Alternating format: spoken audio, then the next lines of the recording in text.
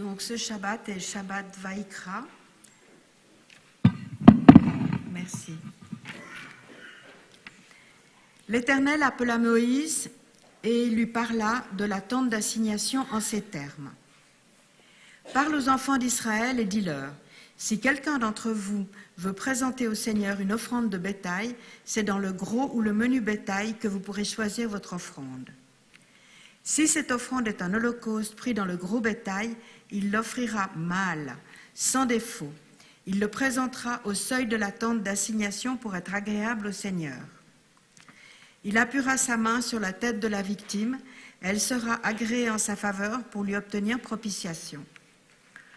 On immolera le taureau devant le Seigneur. Les fils d'Aaron, les pontifes, offriront le sang dont ils aspergeront le tour de l'autel qui est à l'entrée de la tente d'assignation. Alors on dépouillera la victime et on la dépècera par quartier. Les fils d'Aaron, le pontife, mettront du feu sur l'autel, ils disposeront du bois sur ce feu. Puis les fils d'Aaron, les pontifes, arrangeront les membres, la tête et la graisse sur le bois, disposés sur le feu qui sera sur l'autel. On lavera dans l'eau les intestins et les jambes. Alors le pontife fera fumer le tout sur l'autel comme holocauste, combustion d'une odeur agréable au Seigneur.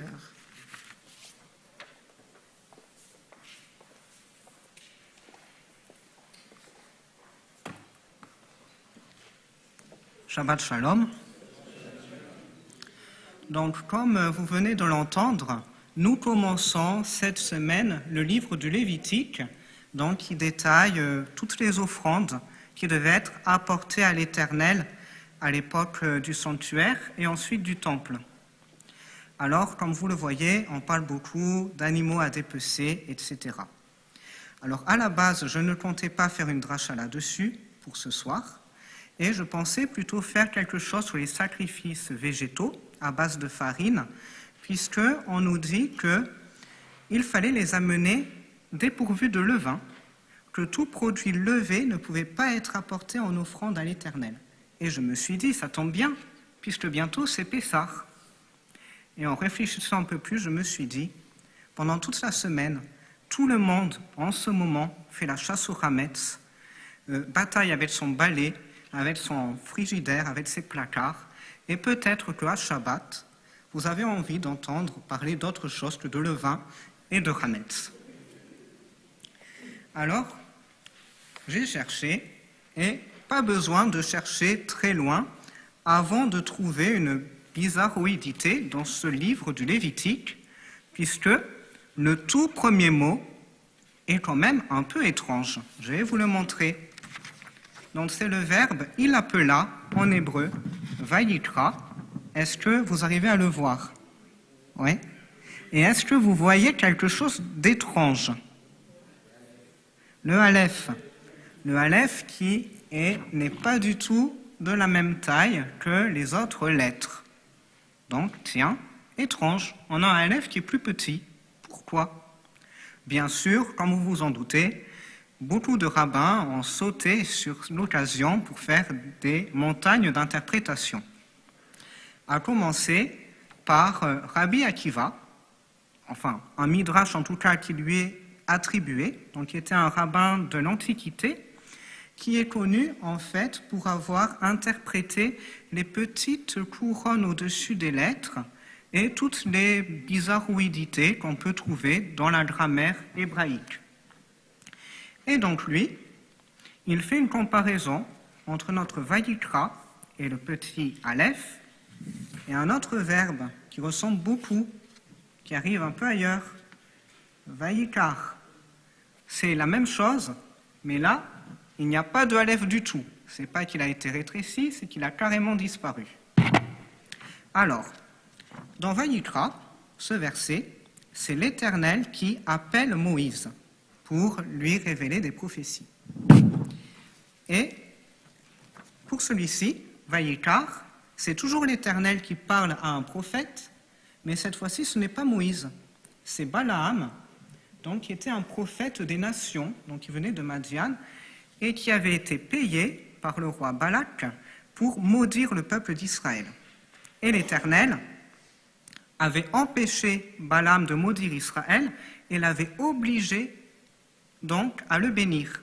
Et donc à ce moment-là où l'Éternel s'adresse à Balaam pour l'obliger à bénir Israël, c'est ce verbe-là qui est employé, vayikar, qui fait penser à un autre mot en hébreu qui est mitré, quelque chose d'accidentel, de hasard.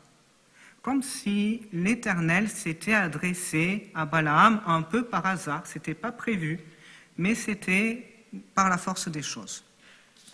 Et donc, Rabbi Akiva fait une différence entre Moïse, que l'Éternel appelle intentionnellement pour lui faire des révélations, et les prophètes des nations du monde à qui l'Éternel se révèle de façon un peu accidentelle, où ce n'est pas des choses intentionnelles.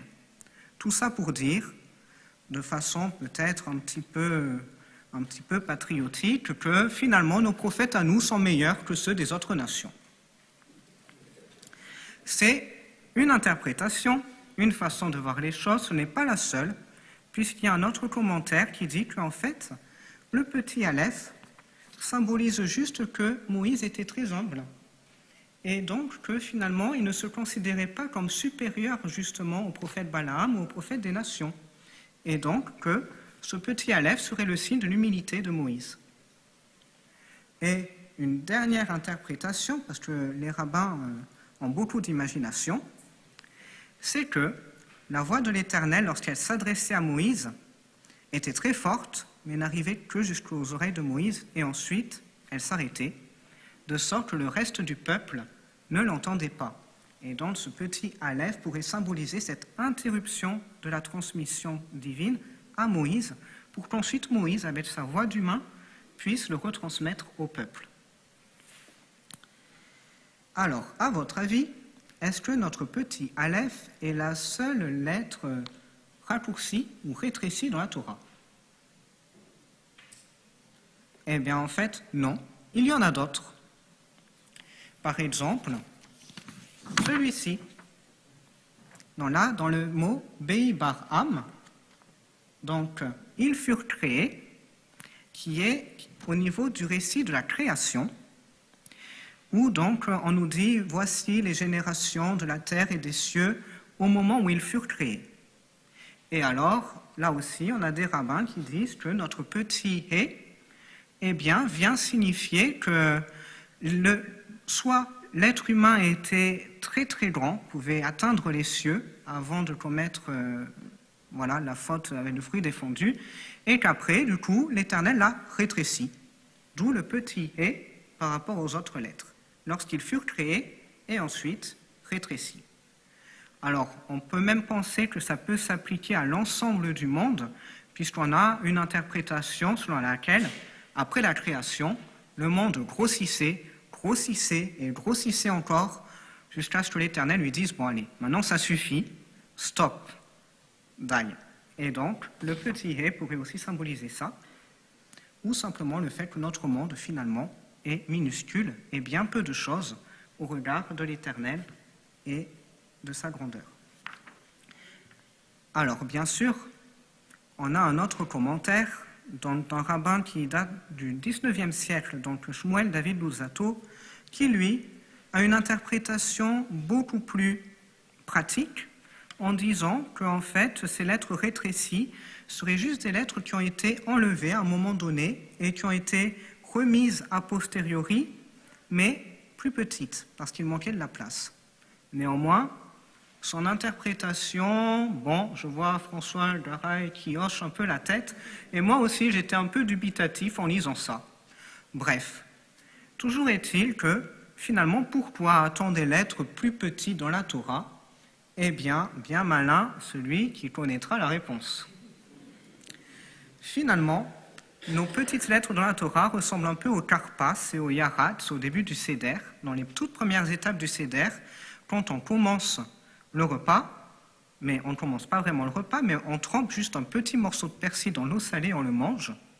Après, on coupe une matzah, donc on se dit, bon, ça y est, on va commencer à manger, et en fait, non. Après, on raconte une histoire pendant des heures et des heures. Nous, on a faim, on a eu juste un morceau de persil en apéritif, on n'a même pas pu manger la matzah coupée, et on se dit, mais pourquoi est-ce que ça commence comme ça? Eh bien, En réalité, c'est probablement que dans l'Antiquité, il y avait un vrai repas en tout début de soirée avant le début du récit et ensuite on remangeait après le Maguide. Seulement, eh bien, de ce gros apéritif, il ne nous reste aujourd'hui qu'un petit morceau de persil. Mais comme tout ceci est très étrange, des commentateurs nous disent que la fonction, maintenant, de ce morceau de persil, qui est loin de nous rassasier, eh bien, c'est de susciter les questions et la curiosité, de se dire, mais pourquoi est-ce qu'on a ça? Alors, pour le persil, on peut avoir une explication. Pour les petites lettres dans la Torah, on ne sait pas trop, mais toujours est-il que leur fonction, aujourd'hui, c'est précisément cela, de nous interroger, de nous dire, mais pourquoi est-ce que ce Aleph, il est plus petit, ou cette autre lettre, afin qu'on puisse nous-mêmes réfléchir.